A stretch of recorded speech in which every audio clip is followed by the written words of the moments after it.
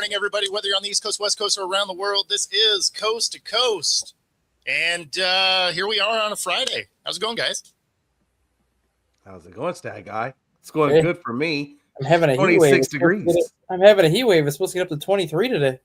Yeah, see, we're going to be right around 50 degrees and sprinkling. So really not too bad here in the Pacific Northwest. We do have some breaking news coming out of the Olympics, though. And 41-year-old Lindsey Vonn ends up getting airlifted off the course. It was poor conditions. Visibility was pretty terrible. And she ends up going down, getting caught in the nets, and getting airlifted off the course. So maybe, it may not be any Olympics for her this year. We're obviously waiting to hear exactly the extent of the injuries, but rough way to go. Plus, in the 40s, you just don't rebound quite as well. So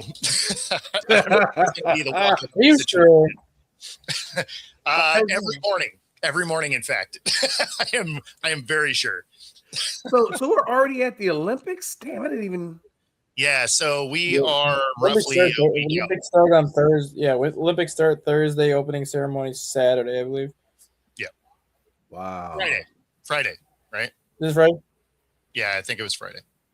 Man, it seems like time flies. I feel like we just got out of the Olympics. I don't know. That's weird. I mean, it's every other year now, right? Because they split up the Winter and Summer Olympics.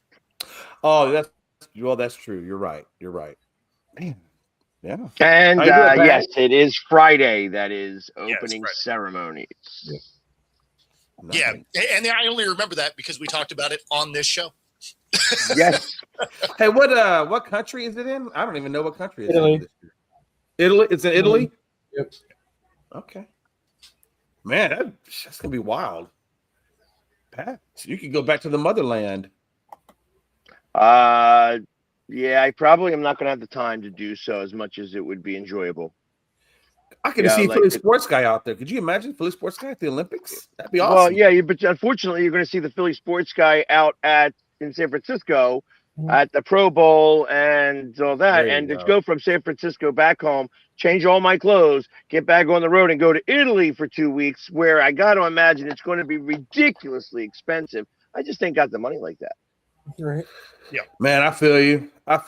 Yeah, I was looking at. I was going to take a flight to New York, and 'cause I got some friends out there and some family, and $469 if I want to fly in August, the end of August. I think like the last week of August. So yeah, that's. I mean, I know that doesn't sound like a lot, but man, I'm cheap. I'm not gonna lie to you. I'm a little cheap over here. No, I'm a little cheap. That's okay, Jay. Everybody's got their thing, and we understand. Yes, I appreciate it. Know this, Jay. Oh man, has it already got out that fast? Damn, I thought I was pulling it off. So one of the things that I just did, which is the reason why I'm just a half a second late, other than the fact that when I looked for the link, it wasn't there. Yeah, well, I cursed up both a few when times. you're covering the stuff in stadium and you get home in the middle of the night, it takes a little time to put your office back together. Yeah, I understand. But anyways, so they have options for you to apply to be part of the red carpet for the NFL awards. Oh, okay. So that I applied for me and my lady friends. Nice. And hopefully we will get chosen. The picture that I showed would be a great picture. And if by chance I even happen to get in, which I'm hoping that that's the case, I'm trying to work magic to get tickets. I can imagine that I will be like John Hamm is the guy who's doing the, is the host. Right. Yeah. And I can only imagine that I would be the butt of a few jokes. Sure. Just my opinion, but I mean, if you're showing up to it painted up, there's no doubt in my mind. Yeah. So Pags, not only did you hire your offensive coordinator last night, but you just added another coach this morning. Who's that? Gizzard from Tampa Bay. Josh Gizzard as the passing game coordinator. He was Tampa Bay's offensive coordinator last year. Yeah, they liked him, and they wanted him to be. He was interviewing for the offensive coordinator's job. It's interesting how they have restructured their coaches. I expect that there's going to be a run game coordinator also hired very soon. They had Jeff Stoutland in that position, because Jeff is also he really is the offensive lines coach. That is really his claim to fame. Right. And last year they gave him the run game coordinator position, and to say the least, our run game was not exciting, especially after a year where we had lots of yardage gained on the run. True. So I think it was one of those situations where they're like, hey, listen, we're going to put you back in the position that you're best at, and that's offensive line coach, and keep the same money. So it's not, you could call it a demotion, except for the fact that he's getting paid the same. And he's a well-respected coach in this, in this organization. So it's not anything like, I don't look at this as a bad thing. I kind of just hope that he, is all right with that, which I kind of expected he is, or else it wouldn't have happened. Right. So, how do you feel about your offensive coordinator? I know he was a quarterbacks coach, right, over in Green Bay. Yeah, right, Sean Mannion. Yeah. Well, if you look at history of the Eagles choosing quarterbacks coaches from Green Bay, it's worked out in our favor. It has. I will say this: the Eagles are good at a number of things. Choosing coaches is one of their fortes, actually. When it's been given, when it's been earned, I'll say it this way, for Nick to be able to choose his next coach, which has happened each time he's made the Super Bowl, that choice hasn't always panned out. When the Eagles have chosen, they wind up in the Super Bowl. So, that being said, it's like I'm gonna trust them until they show me that I can't trust them. Right. Yeah. That's interesting, though, that the Eagles do a better job picking than the head coach does picking, though. That's interesting. That's interesting. Well, you know what? I think when you take out friendship and ego out of the equation, not that there is, not that Howie doesn't know a ton of people out there and stuff like that. And, Howie's got an ego as well. You know what I mean? It's like there's no doubt in my mind that he's got, some strength and some sway in that locker room. I think that when you have won the Super Bowl and you just got there and you want to be able to reward the people closest to you, and that's kind of what happened. And it doesn't always work out. Some people are just not ready to take that jump and that leap. Yeah. And so, and you think about it, our offensive coordinator, he was the passing game coordinator. He's going to be still an assistant offensive coordinator. He wasn't fired. Yeah. So it may be one of those things where it's like, hey, listen, we gave you a little bit too much credit, that thinking that you were ready for the job. We still think that, there has been a lot of talk about how this guy is going to be primed to be a head coach. Now he's had to step back. You know what I mean? He was an offensive coordinator, had to take a step back, but still is part of the organization. Still there, still doing his thing. So ultimately, I think that there's something to be said for that what they saw in him is still correct, or else they would have just let him go. Right. you know. And then you hear like all the stuff that's happening in Denver, where it became like a complete shitstorm, you know, where the coach just said, he got into one of his moods and fired everybody. That's pretty much what Aaron Glenn did as well. They were just talking about it. So I think that the Eagles are a really well-run organization. They are. And they take care of their players and their coaches well enough that they will accept a demotion to remain with the organization. Right. And the thing with Mannion though too is you have to wonder if the hiring today by getting Gizzard there as well is maybe an insurance policy in case things don't work out with Mannion. Because Gizzard does have the year of play calling experience, which he did this past year in Tampa.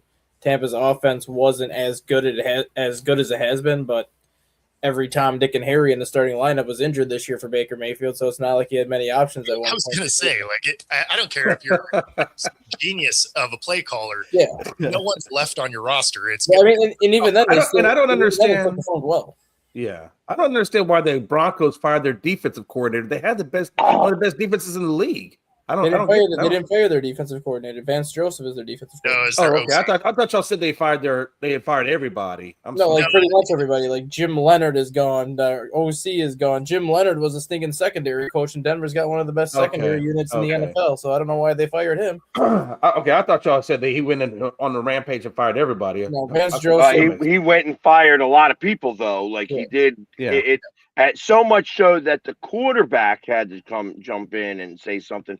And the quarterback is also pissed off. So he's really good at pissing off everybody. Yeah. And the funny thing is what Pags just said about Philly too, like how Philly's really good if their coaches don't necessarily succeed in a specific role, that they're willing to take a quote unquote demotion to remain with the organization. You could say the same thing about Vance Joseph. Vance Joseph came up as the Broncos defensive coordinator. They promoted him to head coach. He was the head coach for 2 years and did not do well at all. But instead of firing him and saying, well, we don't want you here anymore, they just bumped him down to the defensive coordinator, which is where he's been now the last 4 years. Donna, I don't listen to the comments. I don't even use the comments. So I just wait for Bo to put them up. So you have to forgive me on that. I just don't listen to the comments, Donna. Thank you. Yeah, I don't put them all up. If y'all are talking amongst yourselves, I keep the show moving. Yeah, I don't even look at the comments. I just talk. Nothing against you, Donna. I just don't look at the comments. I mean, it might be personal against you, Donna.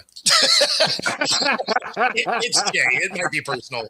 Hey, listen, I catch a stray about every other show, okay? I mean, I get it right and left. Smart water hat comments. Hey, listen, I have to stretch before I come on this show just so I can duck the comments, man, okay? I'm over throwing the hamstrings. I mean, the comment that Brad put up there, too, about, Sean Mannion being a former NFL quarterback. I mean, he was a former NFL quarterback, but it's not like he was good. He was pretty much a former backup quarterback that made 2 career starts. That's actually what makes him good. Yeah. Right? That's what I was thinking. A lot of those guys that were in the league for a minute end up being good coaches. Yeah. I think he has 8 touchdowns, 13 interceptions in his career. He's not great, but he's only had 2 career starts. But I mean, he sat behind Kirk Cousins. He sat behind Stafford. I mean, he's not like he was on a team that had a crappy quarterback.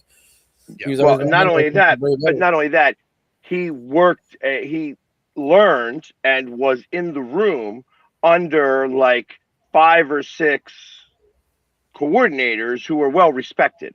Yep. So Green Bay, he was a quarterback's coach in Green Bay, but he worked under Matt LaFleur, who's always been respected as one of the better play callers. So it's not like he wasn't getting a lot of knowledge out of that. And this guy's upside has been tremendous in terms of it's only been 2 years that he's been out of the NFL as a quarterback. Yeah. So now it's his rise is. Yeah, he's only 31. Right. So everybody's got him slated as a potential head coach within the next 2 to 3 years. Yeah. So he literally came out of coaching then. I'm assuming he's been with the Packers for 2 years before he got the 1 offensive year. coordinator? 1 year. This was his Is it just 1 year? His only year with the Okay. Packers. Yes. Wow, that's quick to promote the offensive coordinator, though. I mean, he doesn't have a lot of experience. Does that But worry you that he doesn't have a lot? No, I'm not. And I feel like that is because he has been so super impressive to everybody that he's worked with that it's sometimes you have to just okay, this guy was meant for this. Yeah. Fun fact about Mannion is Kevin O'Connell had Sean Mannion in Los Angeles, his last year in Los Angeles before he took the Vikings job. When he took the Vikings job, he basically made it a point that said, I want Mannion to come from Los Angeles to Minnesota to be Kirk Cousins' backup. So the Vikings did what they could to get Sean Mannion to come over here. But one of the things that Kevin O'Connell did with Mannion the last couple of years, they took him from being the backup quarterback. They moved him down to the number 3 option. And a lot of times during practices and walkthroughs, Kevin O'Connell was actually having Sean Mannion call plays. So, like, Kevin O'Connell was already kind of grooming him to be an offensive coordinator the last couple of years in Minnesota, like on a scout team, and he was the one that was calling the plays and not the offensive coordinator. Wow, that's interesting. That's interesting. Yeah. I mean, that's cool. I mean, yeah, I guess if he's been groomed, while he was playing, then that's one thing. I just, with only a year of really quarterback experience, not the coaching experience. Well, I guess the quarterback coach is coaching experience. Yeah. So yeah, I guess I can see that. That always worries me when they don't have a lot of coaching experience, but sometimes maybe that's not a bad thing. Maybe he's got different habits that aren't bad. Yeah. And I'll tell you, I know that you don't know many quarterbacks coaches in the league. I mean, let's face it. I mean, that's not one of those things that it gets announced. I mean, they don't even do like interviews or anything with the media. So it's like, the head coaches and the coordinators. That's it, really. Yeah, Anytime beyond that, like, you don't know who's an up and comer unless they talk about them a lot. And in Green Bay, they spoke about this guy plenty. So, I mean, maybe it's because it's not, you're not part of that region. I mean, I can't say why you haven't heard his name.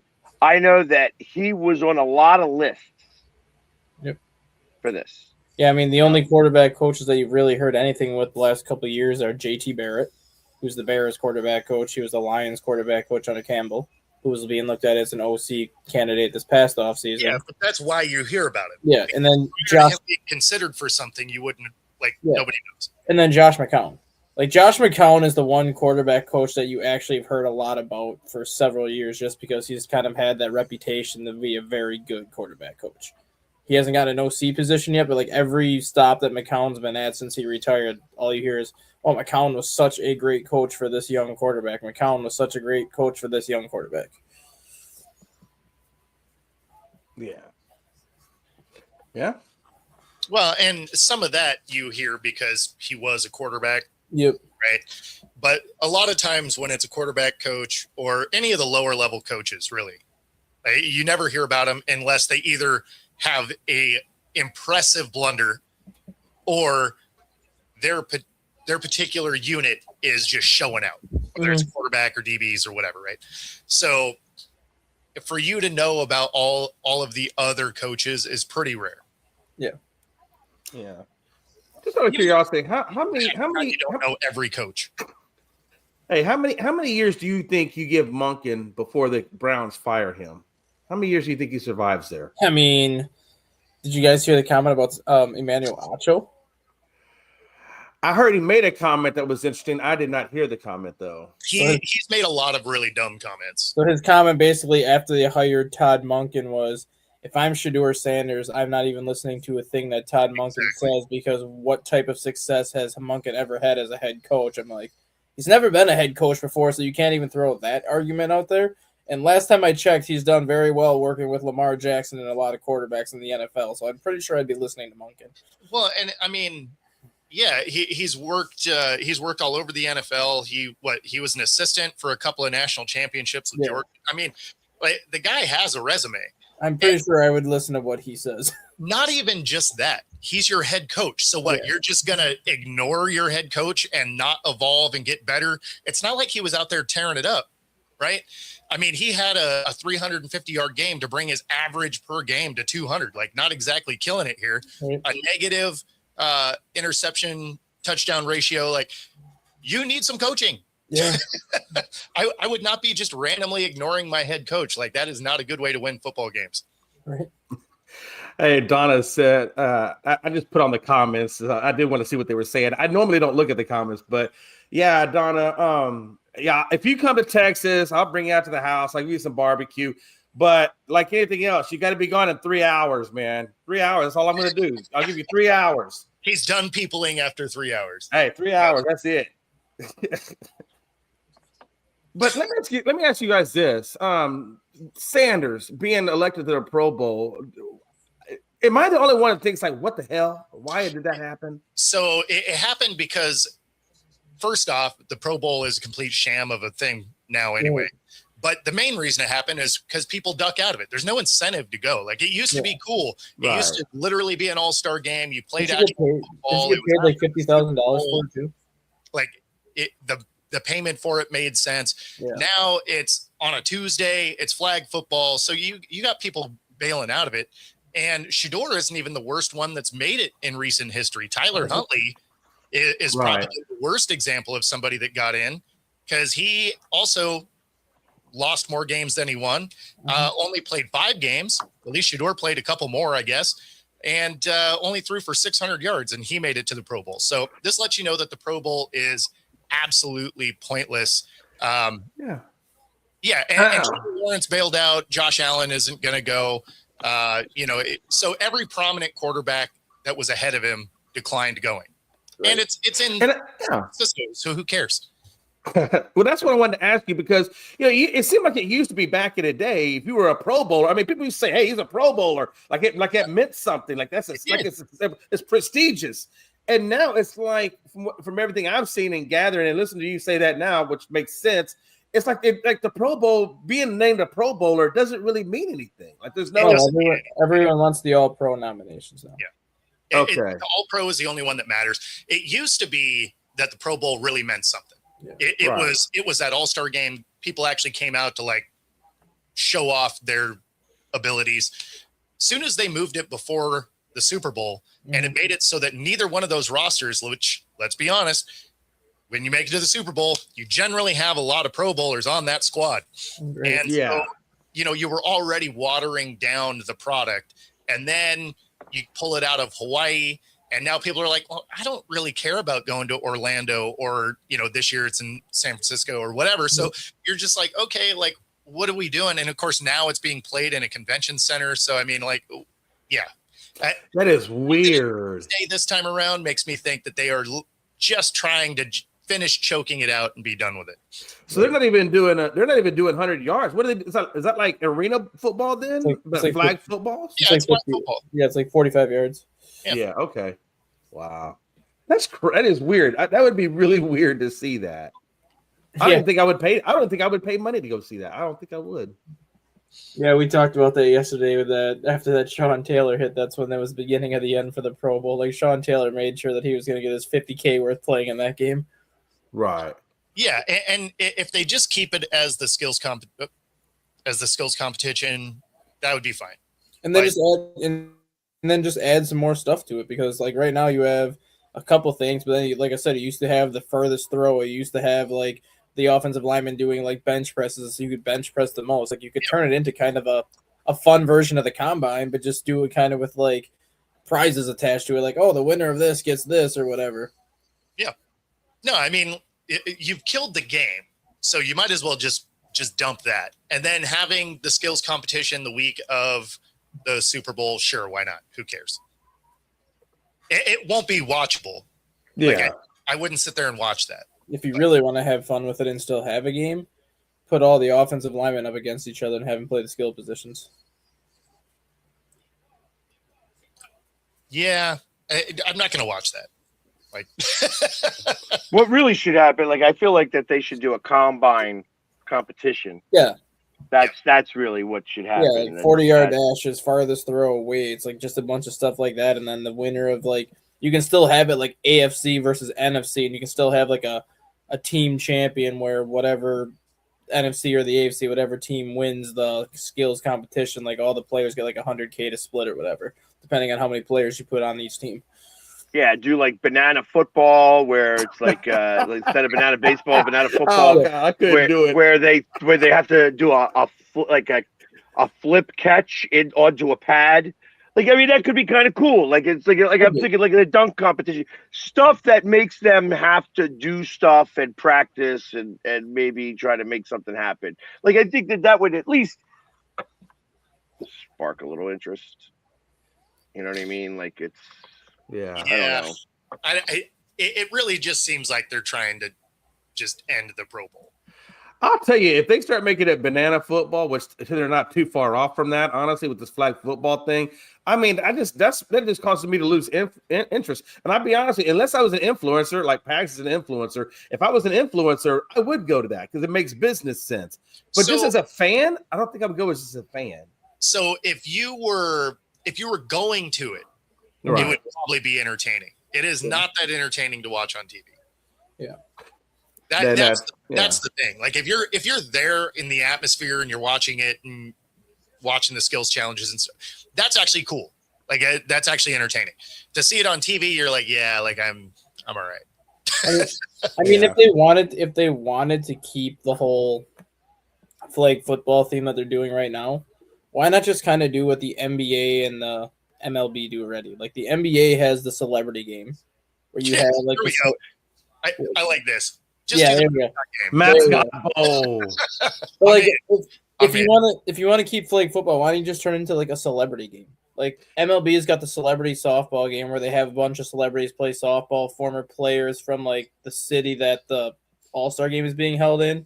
NBA has the celebrity game where they do the same thing. Just have like a celebrity flag football game where, with the Super Bowl being in San Francisco this year, you could have Joe Montana and Steve Young as your quarterbacks. You could bring back Jerry Rice and some of these former players, and then you could have just like celebrities that are from the San Francisco area just make up the team. If you really want to play flag football, just do something like that, because then you're still getting the aspect of football, but you're bringing in like celebrities and different people that wouldn't normally be in the game. I mean, I don't know if Jerry'd be able to do a whole lot anymore. I don't know if you saw him putting his rings on to flip off the Philly crowd, but he was struggling with that. Listen, I would like to see Jerry Jones in a dunking booth and let us just dunk his ass. I mean, I would definitely do that one. That would actually get really high ratings. Yeah, that would. I mean, that would be the bomb. You know, there would be so many people watching that. or hey, look, if you donate $3,000, you can tackle Jerry Jones. Oh yeah, that would definitely get. Now he might die, which is what we want. No, we don't want that. I apologize. We don't want Jerry Jones to die. We don't. I don't want his death on nobody. I apologize. I should have said that, but. It would be fun just to tackle him. We'll put some pads, some memory foam or whatever. And what Jay says is his own opinion and does not directly reflect. It's my stupidity. I apologize. It's just all mine. It's not theirs. It's not theirs. But if you're a Cowboys fan and you hate Jerry Jones, you probably know the anger that I had that he's our owner. You know that. It would go bankrupt by the balls. That's not and true. If you want to bet that Jerry Jones will never get tackled and probably is never going to die, you could do that on BetUS. 125% back for your first bets of $100 and everything else that Bo's got to say. In fact, you probably have to win some of these bets to be able to afford what it would cost to tackle Jerry Jones. But man, Northwest, you can also hit the gym. There is a new Reformer studio at the Ballard location. Free 5-day pass at any of the 3 locations using the QR code on the screen. Find your edge, True Fusion Gym. Have you guys ever? Where you can work out and get ready to tackle Jerry Jones. Yeah. I would pay money. Hey, I would pay money to see a coked out Michael Irvin spanking Jerry Jones with that belt. Now that might even. He said it wasn't coke. There's no cocaine in the world that lasts for 5 hours. But he's apparently he would know that, so that goes to show that he has used it before. He said he hasn't used it in 20 years. The problem with that is that means he was still using while he was playing. Hey, he can say it now. It don't matter. What are they gonna do? Exactly. Take away his Hall of Fame? And don't confuse cocaine with meth. No, please don't do that. That would be a bad day. Last 5 hours. It does. Hey, it but, does last 12 hours. So he If ain't you're lying. broke- It's definitely not coke. But if you're broke and cheap like Jay is, you just take some sugar and snort that. I will absolutely tell you that if by chance, now I do know Michael Irvin, he does, him and I do have a small rapport. You know, Really? we've seen each other at a number of drafts. I always do a little bust of his balls. He busts them right back. He's always been really fun to talk to and hang with for the small amount of time that I've had. I will tell you that when I am at the Super Bowl and Radio Row, and if I get a chance, I am absolutely going to bring him on, and I will ask him point blank about this. I'll be like, listen, I tell you, we do a podcast, and we have seen you, and you look jazzed up. Man, watching him spank that water cooler brought back memories of my dad spanking me as a kid. I mean, he was going to town. My dad had good cardio. I'm like, and I want to just know, like, hey, listen, I've always known you as a good guy. I know that you have wound up in very weirdo situations that have gone public. And, you know, the fact that I wasn't there when you was your last game in your career, so I can't take any of the credit for booing you or cheering for your injury. Nice. But you know what I mean? It's like, I tell you, I want to see you around more because there's always something to talk about. Man, you're not lying. And the thing that's funny is I believe he probably wasn't. He just actually is kind of crazy like that. Like he is a really energetic dude, and always was, right? Yeah. Like, I mean, he's always had a huge personality that, you know, just came out everywhere. Not to mention though, didn't he get in trouble at that hotel lobby? I mean, that was him, right? If I remember correctly, and it wasn't that long ago, I don't think. Remember? The last thing I remember, big story about, I don't remember exactly what the story was about, but I remember him being in trouble was almost a decade ago now. Yeah. It's been a while then. Okay. I mean, think about it. Like we're 2 years into this show. Like time just cruises. Man, it does cruise. I wish it would stop cruising. It's going way too fast. It's way too fast, man. I need it to slow down. Man, close your eyes, wake up, and you're on death, man. Like 70 years. Where did time go? Yeah, that's when you know you're on meth. Yeah, man, I'll tell you. I lost a whole decade. I lost 2 decades. I tell you, I love guys that are friendly though. Like it's and Michael Irvin is that. Yes, I'm not going to the game. Yeah, I am going out there for Radio Row, the NFL honors, you know, like I'm going to be doing a lot of different work, but I'm not staying for the game. It's just, there's no need for me to be there. I wouldn't get I'm not going to paint up in Seahawks colors. I feel like that tickets are such at a premium that it's worth it for somebody who really wants to go. Well, yeah. Cause your baseline ticket's like $2,300. That's crazy. That's if you're able to get it from the NFL. Yeah. Every other ticket would be getting from TickPick, which is about $6,500 right now. Yeah. So if you're up in the nosebleeds, you're paying $6,500. I will tell you right now. Let's go and take a look at it from TickPick Direct. What is the cheapest ticket right now? Brother, thanks for popping in. If you're a wrestling fan, definitely check his stuff out. Or if you happen to be a Bears fan. I know there's none of those, but ain't nobody want that shitty franchise. They ain't done nothing since '85. So ticket prices are starting to drop pretty good. They are down to $5,593 is the cheapest tickets you could purchase right now. 6,000 TickPick, $400. $5,500 to get in the nosebleeds and use binoculars. And you could use code PSG150 to get $150 off only on TickPick. There you go. No shameless plugs on this show. What are you talking about? Only shameless plugs. And on plugs on this show. I sent out the video to Seahawks fans. Nice. I congratulated them for making the Super Bowl and let them know that they could use code PSG150 to get $150 off your Super Bowl tickets. Go Birds. Go Birds. It all worked. Go Chickens. See. So, but I mean, it's one of those things where actually, I mean, I've always had a good relationship with Seahawks fans. Yeah. So it's like if I'm rooting for, I have a couple of friends that are Patriots fans. And like one of them's the Silver Bullet. He's the guy who's all silver in the Patriots uniform. He's a friend of mine. And I wish him good luck.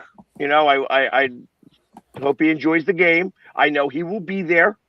But the Seahawks fans, like I said, when I had COVID, the Seahawks fans came out in force to wish me well, including like players' parents, like moms of players that were active on the Seahawks also reached out to wish me well. So I have a love for that fan base, because like I said, they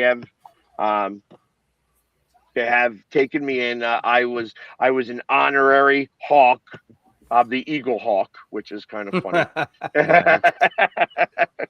Nice. But it's like, but it's part of the fun of being this. Like I said, I don't have a rooting interest in this Super Bowl. So, but I'm going to root for the fans because the fans are the ones that are going to really be excited about this. And a good friend of mine, Elise, is the Seahawks fan of the year. Good. Oh, nice. So, like, I have her on speed dial. I've sent her the video. I mean, it's awesome that she gets to go to the Super Bowl. Listen, she's an Army veteran. You know what I mean? She's, doesn't have the means like that. She would have come up with the money, I'm sure. That's not what I'm talking about here.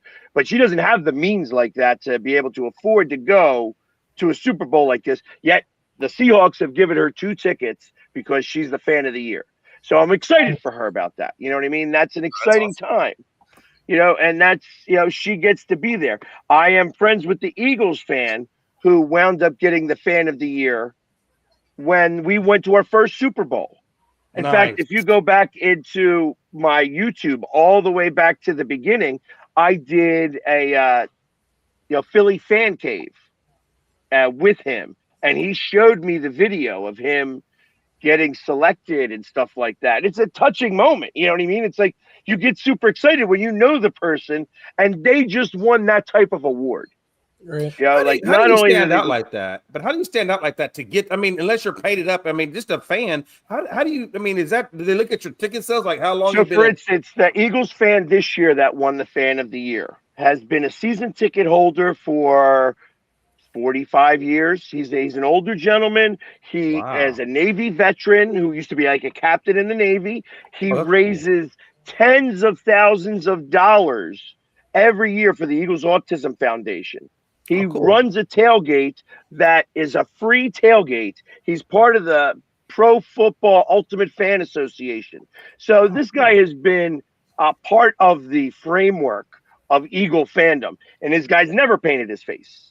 You know what I mean? He doesn't do that. It's not his thing. But he is such a part of the framework of Eagle fandom that he deserves. I'm surprised that it's taken so long for him to get this award. Yeah. But that's how he was chosen. In previous years, it's kind of similar. That's like, who's the guy that's going to do the most and is doing the most for charity? And it's not the fact that you go to the games. It's what you're doing outside as part of the community and representing the Eagles fan base. That's how the Eagles choose theirs. So I am not a season ticket holder, and I have been people have put me up to win this award. And I have told those people at that time too, I'm like, I'm not there yet. I've got more to do. There's a lot more. The people that are deserving of this do a tremendous amount for charity and have done so for numerous years. So not that I don't do enough or don't do a lot. You know what I mean? It's not a matter of that. It's just a matter of I feel there's other people more deserving. And that when I finally do win the NFL, the Eagles fan of the year, I'm going to win it for the NFL because I want my resume to be so perfect that there's no way they can't choose me. That's amazing. I mean, you're right. I mean, when you listen to all the things that you said that man had accomplished for all them decades, that is. I mean, that's very, very impressive. And autism is always a cause that. I mean, I know people that have had autism, have children that have had autism, and that's a hell of a charity to donate to. So he does a thing every week for his tailgate where people put in $20 and they get it's a raffle for a signed jersey or whatever. He raises more money than excuse me than most of the athletes that come in there. Now Jason Kelsey is over and above, like way ridiculous in comparison. So like you got to take him out of the mix. Yeah. And then every corporation that raises money is in there. But he is consistently the top donator for in the entire donation period every year because of what he does. That's awesome. So that is awesome. And it was awesome that they finally they recognized that and they gave him that. Like I go and I vote every day and I hit him about 25 times. So I give 25 votes because they allow you to vote and vote and vote and vote and vote and vote and vote. So I vote like 25, 30 times. If I'm sitting somewhere and I ain't doing nothing, I'm going there and I'm just hitting vote, vote again, vote again, vote again. Just trying to, hopefully he wins because he deserves it. You know what I mean? It's just and he's a Navy guy, so he's a shipmate. And in his RV, when you go to take a piss in his toilet, there's a nice Dallas Cowboys star that you can aim at.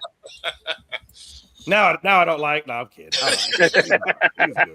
He's good. Hey, let me ask you guys just one sports question here. Cooper Flag, right? 49 points. I mean, this dude has not been in the league that long, and he's already putting up crazy numbers. I mean, I got to imagine now, that his trajectory, and barring injuries, that as long as he can stay healthy, his trajectory is looking pretty amazing if he can continue to produce at that level. Well, yeah, what I was reading this morning is that was the most by a teenager in NBA history. I mean, there was a reason why when he was at Duke University last year as a 17-year-old, he was invited to the United States men's national team camp. And he was in camp with them all summer and was pretty much making a lot of the 10, 11-year veterans looking silly at that camp. Like, this guy's been advertised very highly since he's been in high school. This is not a surprise to a lot of people that have followed Cooper Flag because he actually reclassified. Technically speaking, he should be a freshman in college this year. But he reclassified to get into college a year sooner so he could enter the draft when he did. Well, and he seems to be doing pretty well. As I'll talk for Jay since Jay asked the question and then disappeared. And then bounced. Yeah. Amazon showed up. Right.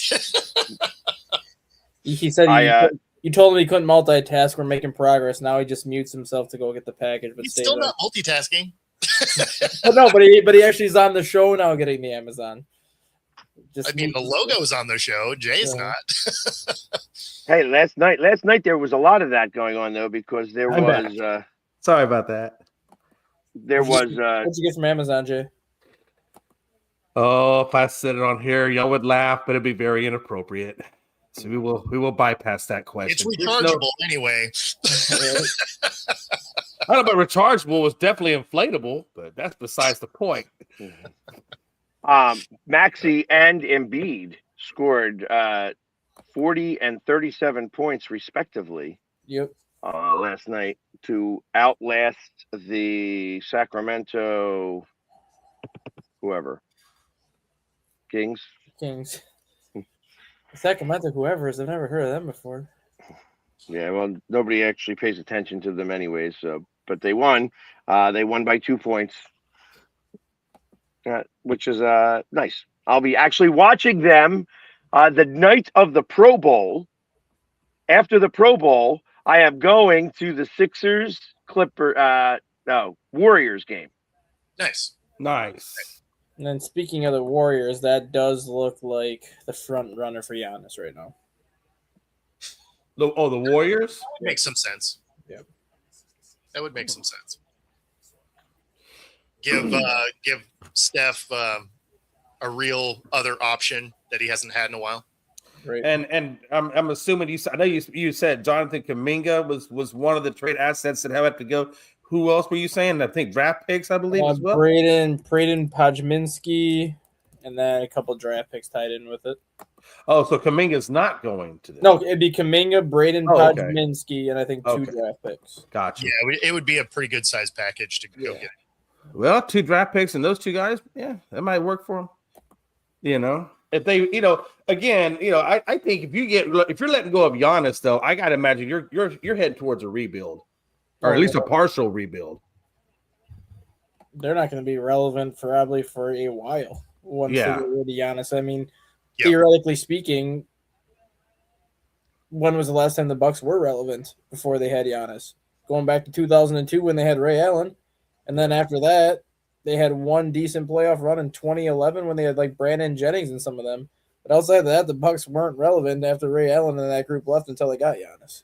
Yeah. Wasn't Kareem Abdul-Jabbar? Wasn't he a Buck before he went to the Lakers? Oh yeah. I thought he was. I just couldn't remember. Okay. No, he was not a Buck. He was a Laker. He was a Minneapolis Laker.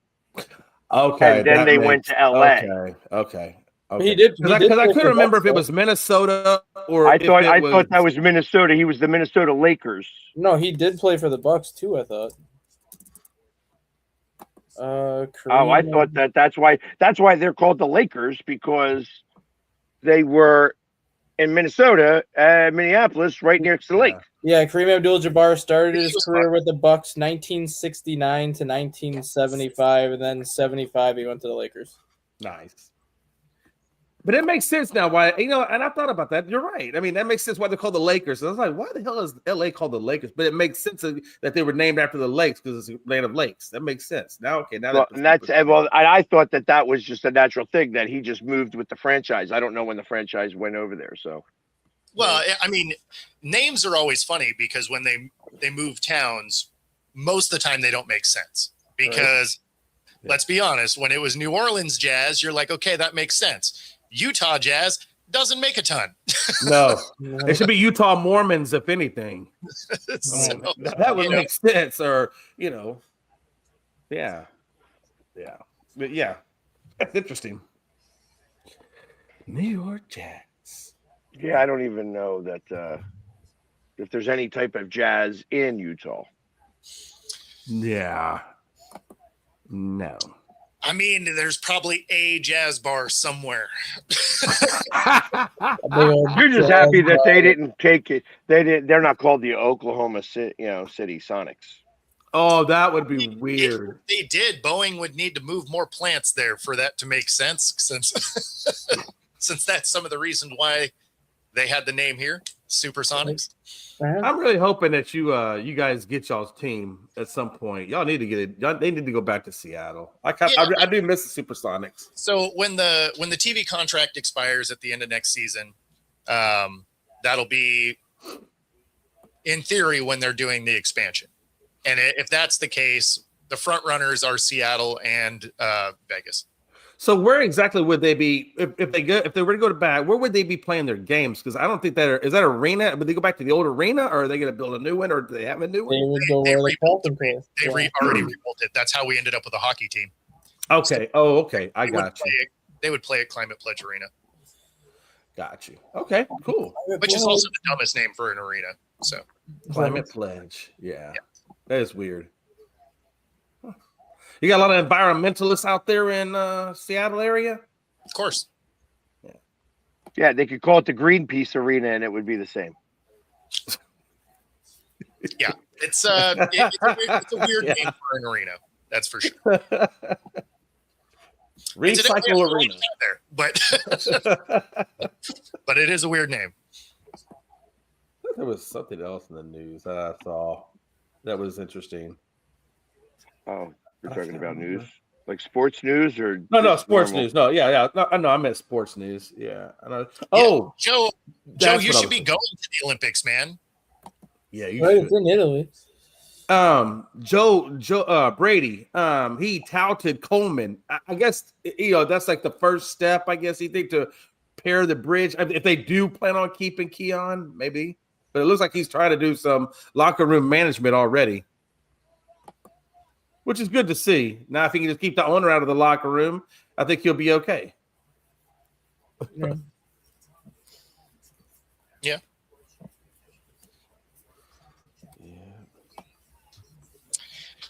But Kraken collect another win, so that was good. Now this was against the Leafs, so that's not saying a whole lot, but that does put them on a 3-game winning streak, which is good.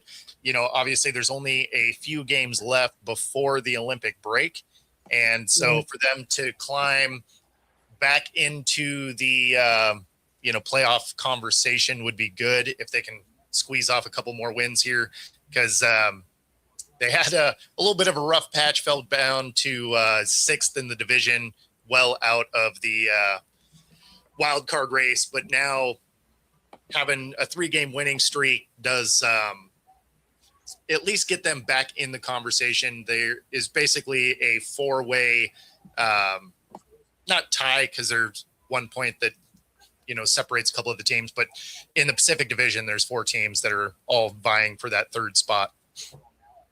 Yeah, I see that. Man, Minnesota tied it up with Dallas, but they're ahead because they got ahead by 1 point. So they're actually 1 point back. But yeah, that's going to be interesting to see how that unfolds, honestly, Bo.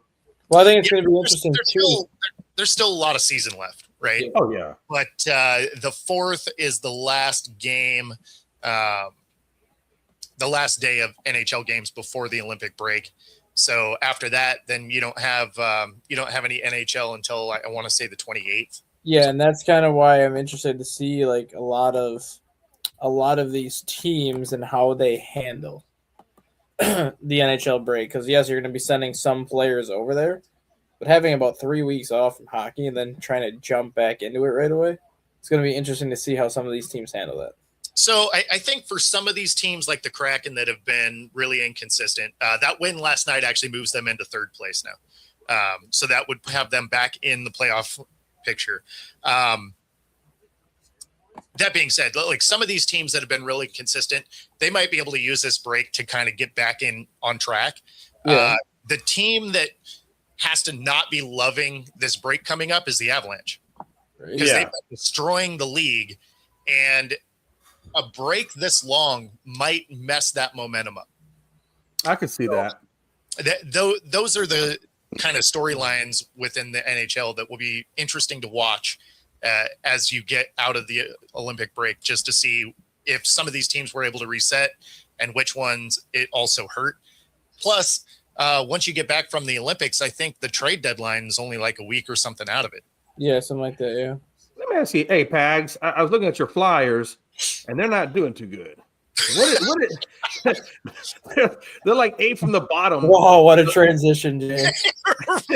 Holy crap. Let me just stick a dagger in you real quick. Like, Well, Hey. I mean, not for nothing. So he's right. I mean, obviously, we're 100%. I can't even argue that point. Everybody in the division minus the Rangers has 57 points or higher. Are So, they like the Metropolitan? Yeah, the Flyers got 57 points. So do the Maple Leafs, Ottawa Senators, Blue Jackets. The Devils have 58. The Capitals got 59. The Panthers got 59. Then you have the playoff teams that start at 65, 67, 67, 67, 70 and 71, 72. Mm-hmm. Yeah. The Flyers need goaltending, and they need somebody to score. Now, Travis Konecny happens to be doing pretty well in the last 2 games, where he happens to have scored like 4 or 5 goals and has assisted on every other goal in the process of that. Right. but he's the only 20 goal scorer on the Flyers. Mhm. You need better goal scorers. The guy's leaders in the league right now, like for points, Connor McDavid's got 94 points right now. Yeah. You know what I mean? Like goals scored, there are over 25 guys with 24 goals or more. That's crazy. And I wondered that's why I wanted to get your opinion is what do you think your team needs to do to get back in it at some if it's not this year, next year, and so that makes sense. We need a goal scorer. That's the problem. We need somebody who can put the puck in the net. I feel like that some of the things that they do, they just don't do very well.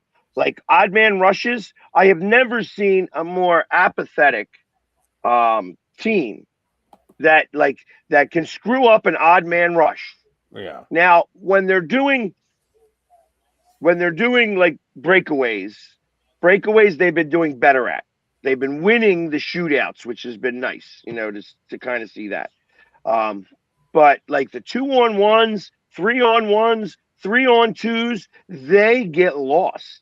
They just don't know what to do. And most times, I want to say 70% of the time, they don't even get a shot on net, which is really bad.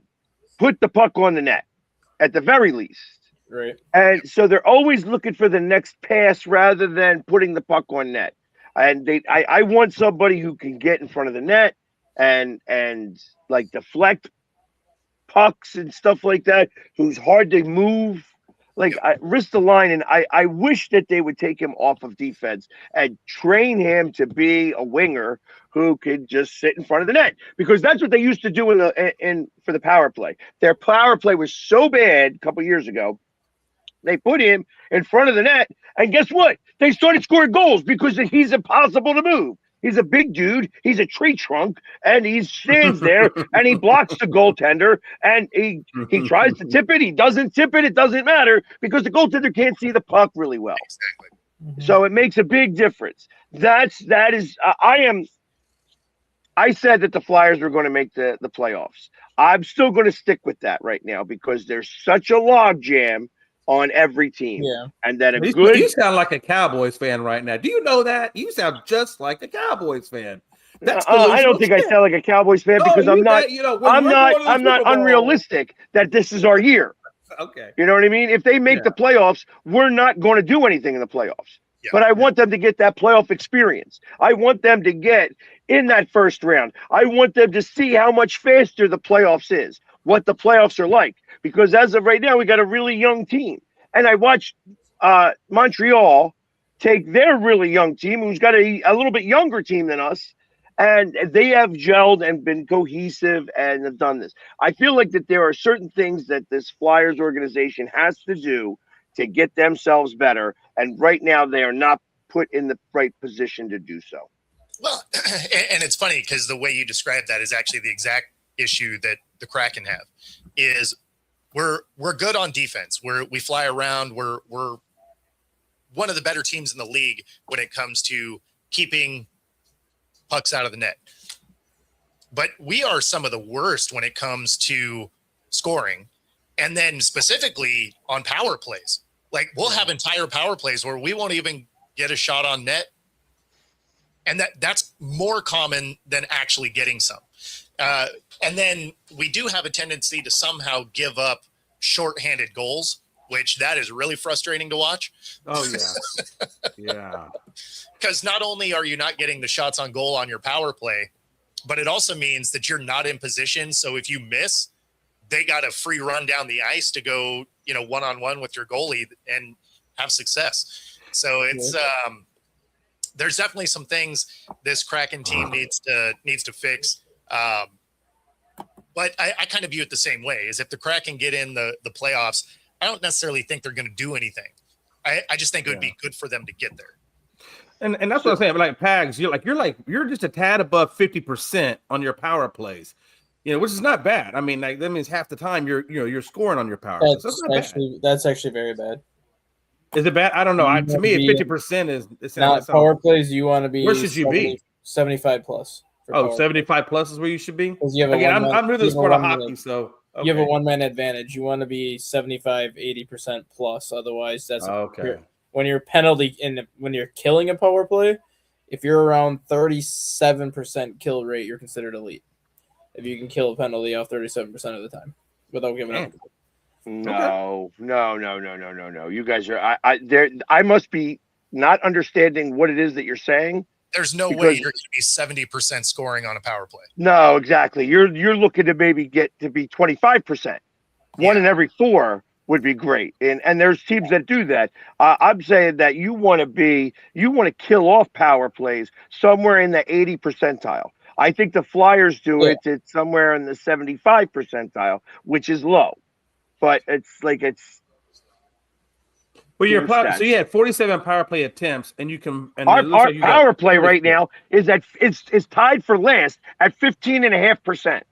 That's our power play right now. I'm looking at the wrong category. Then I guess. Yeah, I'm sorry. The Kraken have actually done well recently. So ours has jumped up to 22%, which is 11th in the league, but they were down around 18%. If you were hitting power plays at an 80%, I apologize. I was talking about it was. I was looking at power play assists. There's so many power plays. I apologize. During a game. There's always a ton of penalties during a game. So there's lots of opportunities. If you were hitting at an 80% rate, these scores would be like 10-7. Yeah. No, I'm sorry. I guess I thought PPA was power play attempts, but it's not. It's power play assists. So that's where my conversion was wrong. So I apologize. Got you. It's like and right now our penalty kills at 78.6%, which is 20th in the league. So you have to be somewhere in the neighborhood. Like probably best in the league is about 84.5%, which would be the opposite of us scored 15.5%. So. Yeah, and then the Kraken, see, this is where they get hurt, is the penalty kill. They are 71.8%, which is 31st. Hey, Joe is asking, can you explain a power play? He doesn't know what it means. I'm going to let you guys explain it. You're much better at it. A power play is pretty simple. It's for a minor infraction. There's basically a 2-minute penalty box, and that means the other team has one more player on the ice. So that's the power play, is you outman the other side. Okay. Yeah, normally you could go down as many as 2 players for 2 minutes at a time, or 5 minutes at a time, really. I guess if you had 2 egregious penalties back to back like that, but for sure. Or one of the double minors where it's a 4-minute. I gotta find the video. I gotta find the video clip from the WHL and send it to you guys. There was a double minor penalty between both goalies. So both goalies went into the penalty box. So we had 2 minutes of empty net. On both sides. Yeah, that's weird. Crazy. That is weird. That is weird. I don't even know how you would do both goalies, but that would happen. That was off of that goalie fight, I'm assuming. No, this is the WHL is the Canadian. Gotcha. The Canadian developmental league for a lot of the top high school kids that are about to either go into the draft or about to go to college. Like it's the top amateur, basically professional league in Canada. And there was 2 goalies that got on a massive fight and both got 5-minute majors, but they weren't going to put the goalies in the box for 5 minutes. So it was 2 minutes in the box for each goalie with empty nets for 2 minutes. I'm like, that is awesome. Yeah, but that's not the way that should go, because then you just bring the backup goalie in and then you have to take one guy off the ice. Exactly. So. That's a weird layout. That being said, that does get us to the top of the hour. Appreciate everybody tuning in. Be sure to like and subscribe. Otherwise, we will see you on Monday. Have a great weekend, everybody. Peace.